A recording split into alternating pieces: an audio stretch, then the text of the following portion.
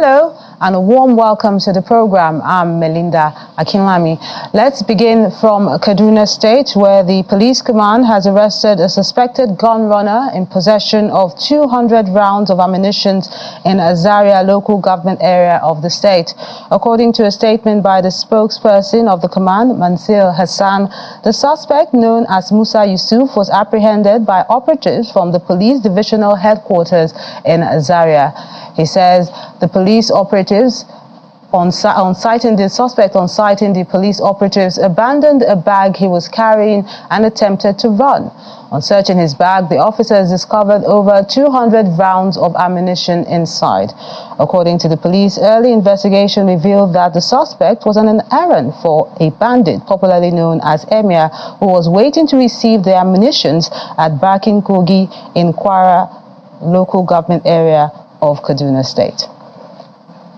And staying in Kaduna State, the State Substance for Abuse Prevention and Treatment, in collaboration with the State Primary Healthcare Development Agency, has established a drop-in center aimed at curbing the rise in cases of drug abuse and mentally related illnesses, especially amongst young people. Speaking at the commissioning of the center in the primary healthcare area in Kaduna North local government area, the Director General of the agency, Dr. Joseph Ike, says the center will address issues of drug abuse and treatment at the primary healthcare level within these communities.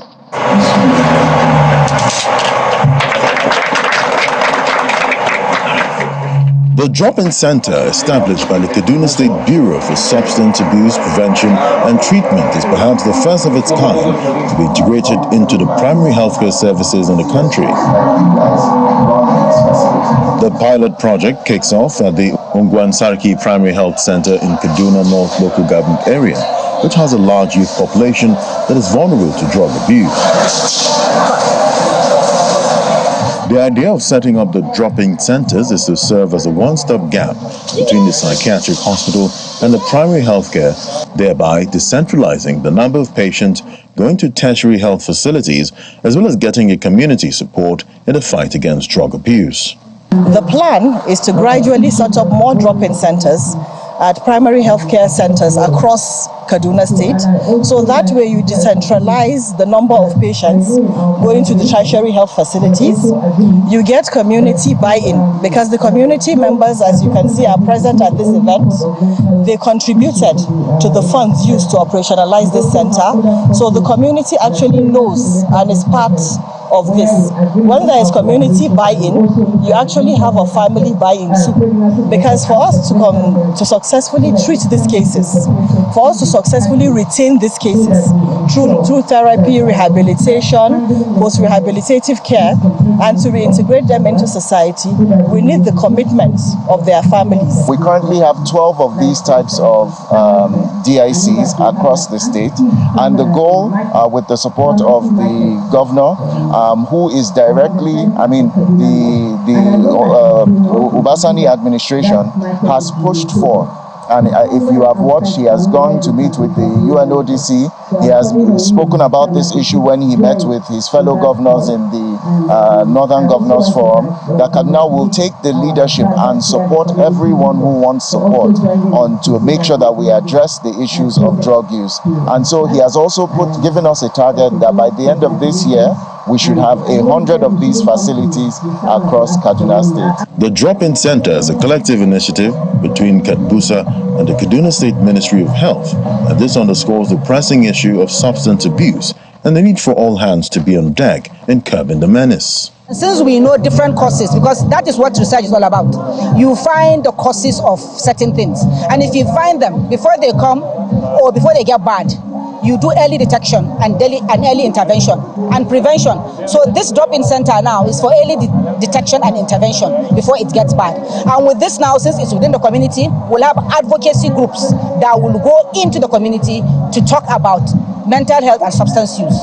The Kaduna State Bureau for Substance Abuse Prevention and Treatment said it has identified some hotspots of substance abuse and related disorders, and the plan is therefore to set up more drop-in centers across the state towards tackling the menace of substance abuse.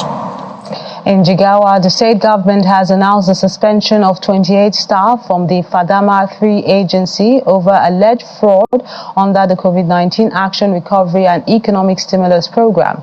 The Commissioner of Information, Mr. Sagil Musa, who disclosed this to journalists, said their suspension followed an investigation by a panel set up by the governor. Our correspondent, Sadiq Liasu, has more.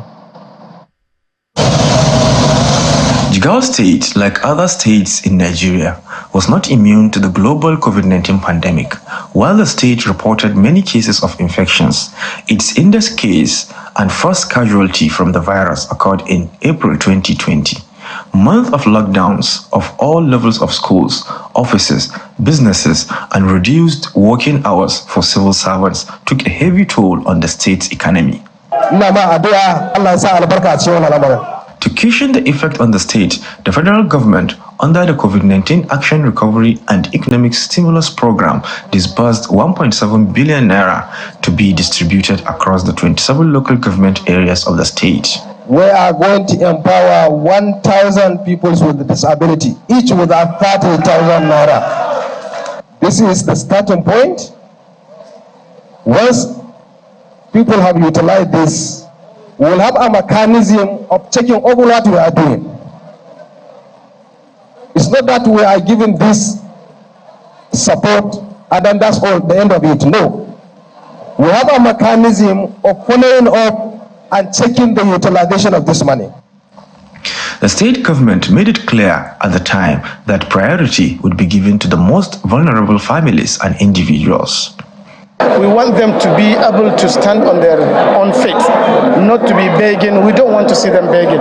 But as I said during my speech, we have a lot of programs that we are going to introduce which will support them themselves, their children that are coming up, so that they can be able to be something in life and come back to support and upbring their own fathers and sisters and brothers and mothers, so that no more begging in Jigawa State. And this is what we hope, and definitely we're going to work towards that. As you heard, His Excellency has also mentioned something. We're going to do a lot to make sure that this has been achieved, inshallah. 3,000 farmers are still waiting to get inputs from the Fadama 3 program as part of the palliative funding support. They may have to wait a little longer, with corruption allegations amongst government officials now in the mix. The State Executive Council has deliberated under the chairmanship of His Excellency and come up with another related development concerning the Executive Council decision on the NG case result Area 2 Padama, presented before the council and approved the immediate suspension of the state coordinator and all the 27 LGS DEX officers of the NG case result Area 2 Padama in the state. After uncovering the scandal, the investigation panel is expected to initiate a recovery of misappropriated funds from the suspended 27 DEX officers and their accomplices. Sadiq Ilyasu, Channels Television News. With the worrisome trend of medical practitioners leaving the country in droves, funding the medical education is becoming paramount to tackle the current realities and curb the Japa syndrome. Our correspondent Nanchi Vincent reports on what the Kano state government is doing to strengthen quality medical education as Bayero State University, Kano marks the 4th foundation day of its College of Health Sciences.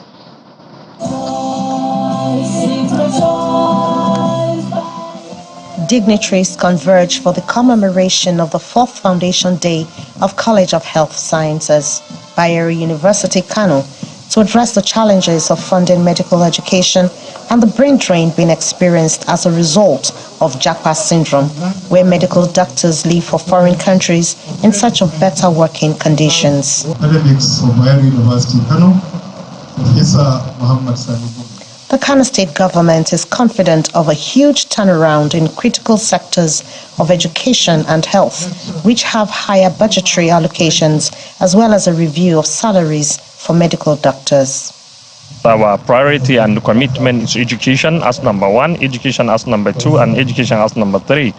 And the people are seeing what we are doing. Recently, we have sponsored almost 1,001 to study various programs at master's levels, including medical student, and even for the Bayero University, we have been assisting the university morally and financially. Lastly, not more than 2 months back, we have paid almost 1 billion naira in favor of our students who couldn't pay the registration fee. And if you can measure the statistics, or you can compare the last year or last 2 years with this year or half of the year, we will see some changes.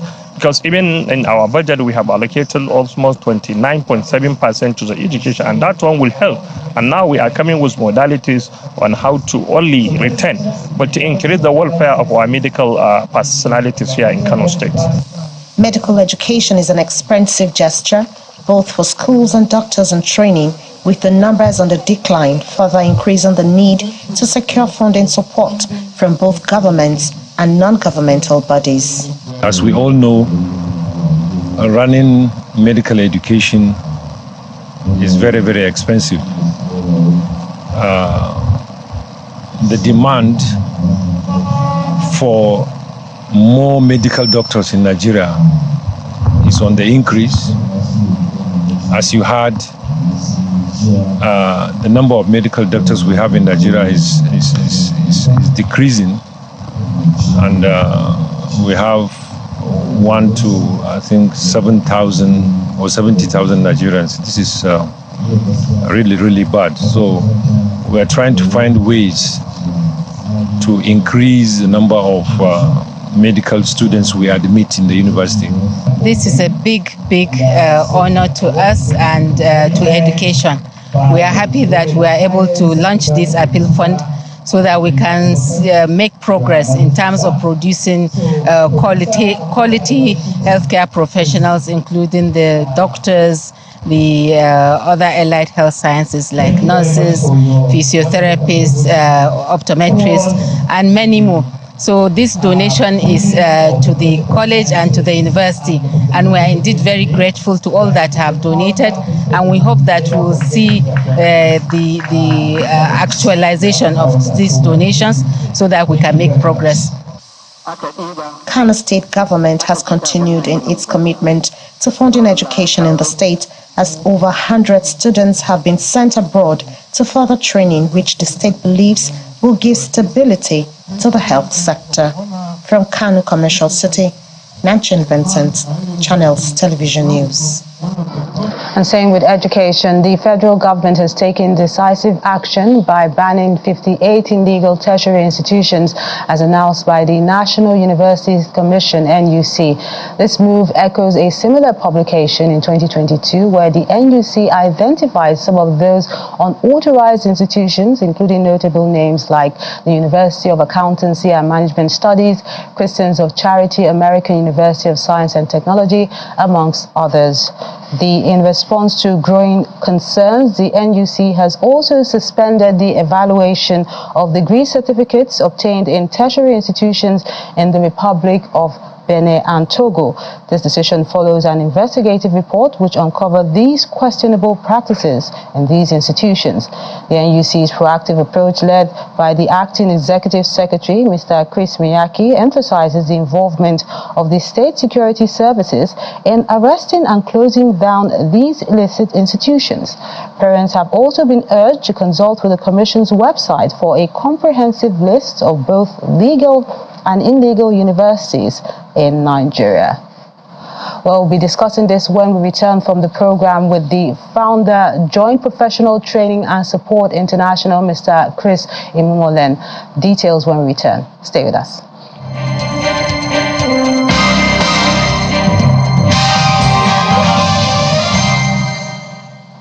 Welcome back to the program. The founder, Joint Professional Training and Support International, Mr. Chris Imumolen, joins us live to discuss the illegal tertiary institution system which the federal government has spotted. A warm welcome to the program.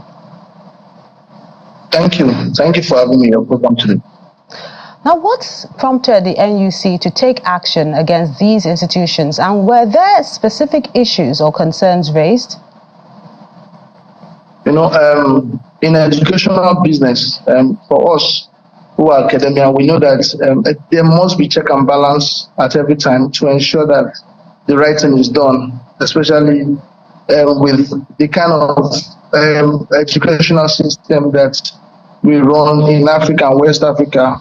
You know, this issue has been a long-going issue, and if you follow, you are a newscaster, you know very well that there have been many reported cases of institutions who do not follow due process in ensuring that students who go through those schools earn certificates.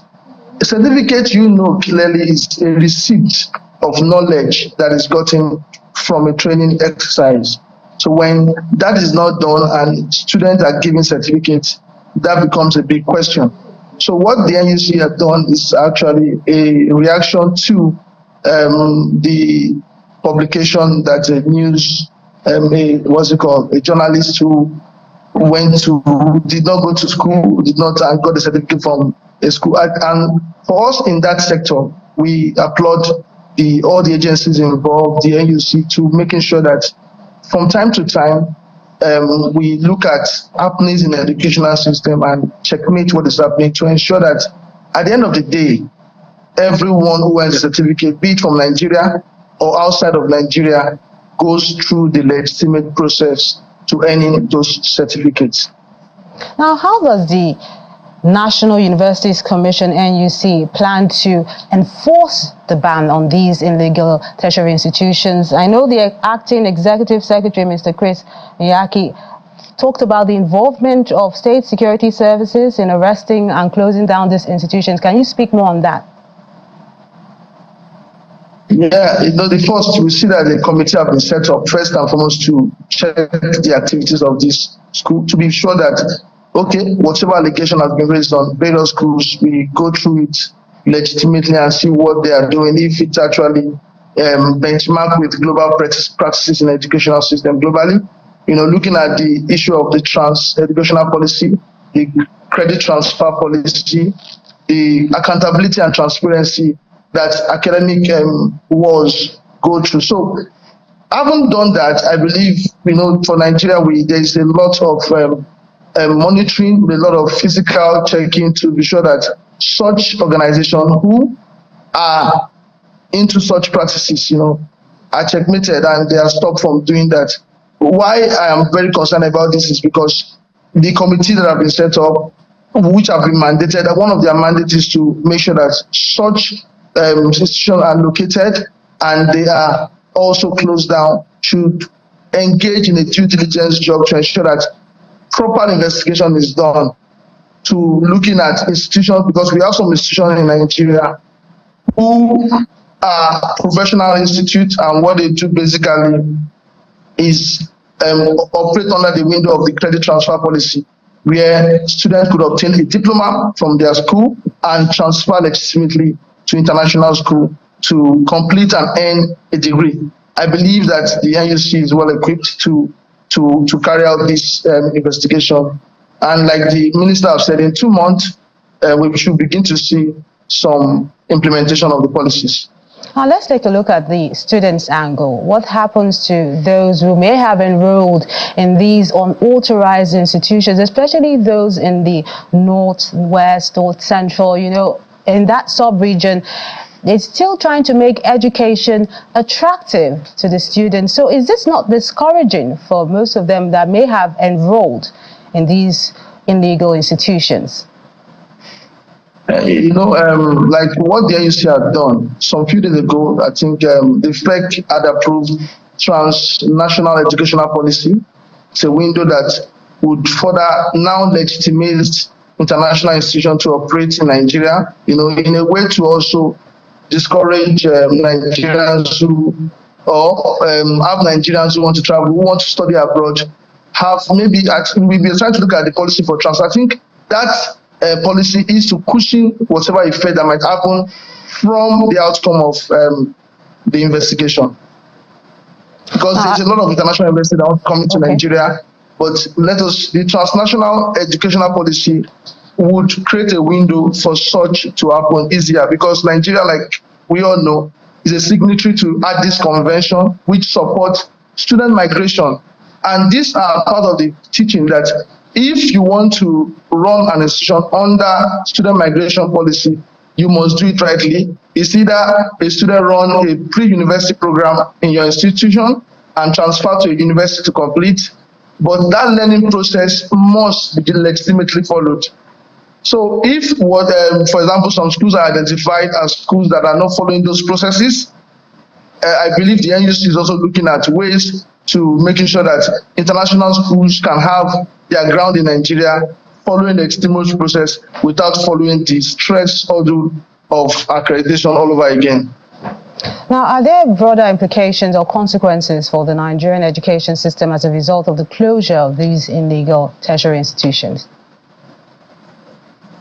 The consequences are not, it may be immediate, but the benefit actually outweighs, because you get to have Nigerians who get to study and have their certificate legitimately. You know, knowledge is what we talk about, knowledge and exposure. Nigerians, whether they study home or abroad, should be exposed to adequate knowledge, should have experience, should have learned in a way that this knowledge will help to transform their character and their attitude. In that way, they can contribute to national growth. So we should not be looking at the temporary effects that may have on individual student or the school, but on the long run effect that it's going to have on national development on a large scale. You know, I mentioned earlier in our conversation about the implication, especially for children in the Northwest, especially what they're dealing with the issue of out of school children. So what do you think they can do to help them in this regard? Yeah, we currently have over 18 million Nigerians out of school. Huge number. We have one of the highest in Sub-Sahara. And I believe the NUC, the Federal Ministry of Education, the window of transnational education that have been opened, I believe that policy would encourage more participation of international school in Nigeria. Yes, because I see that such policy might, within a very short frame of time, have international school operate legally in Nigeria, following the due process to have the establishment here. And many of us, for example, who also have stake, for example, in international school, are also looking at such window so that we can also be beneficiary of such window. And that will further help, Nigerians in the North who seek for education, who want to be educated, and who, because maybe proximity to schools and for so many reasons, want to have a study center, and which, of course, that was what gave birth to National Open University, to have university in your doorstep. Education is a priority for everyone. Education is a necessity, and I hope, I don't work with the agency, but I hope I'm just talking based on forecast that the transnational educational policy that is set out will truly help to cushion the deficit we have in students that are drop out from school. Many thanks, Mr. Chris Molen, the founder, Joint Professional Training and Support International. A pleasure sharing your thoughts with us on the program. Thanks so much. The Kebbi State Governor, Mr. Nasir Idris, has extended an olive branch to members of the opposition parties to join him in moving the state forward, as he has promised more development projects across the 21 local government areas. Governor Idris explained this to a crowd of supporters and other residents who stormed the Ahmadu Bello Airport in Kebbi State to receive him after the Apex Court affirmed him as the duly elected governor of the state. Members of the All Progressives Congress, as well as other citizens, troop out in their thousands at Ahmadu Bello Airport at Ambosa, Kebbi State capital, to welcome Governor Nasir Idris back home after his victory at the Supreme Court, which affirmed his election as the governor of the state.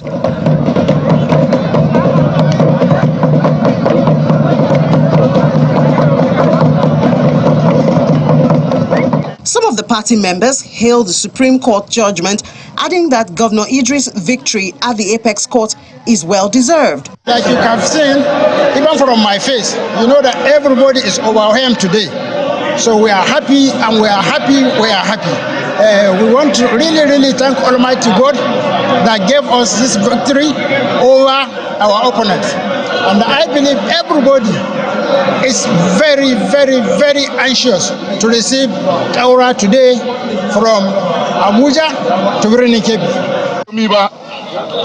While addressing the crowd, The governor says that politics is over and now it's time to work for the general interest of the people of Kebbi State, irrespective of their political affiliation. Every local government, by the grace of God, will witness a development that will better the lives of the people. We will ensure we create ways to help people. We have started and we will not stop. This is your government, and nobody is bigger than you in this government. What we need from you is to give us your support with your prayers, so that God will help us to fulfill the promises we have made to you.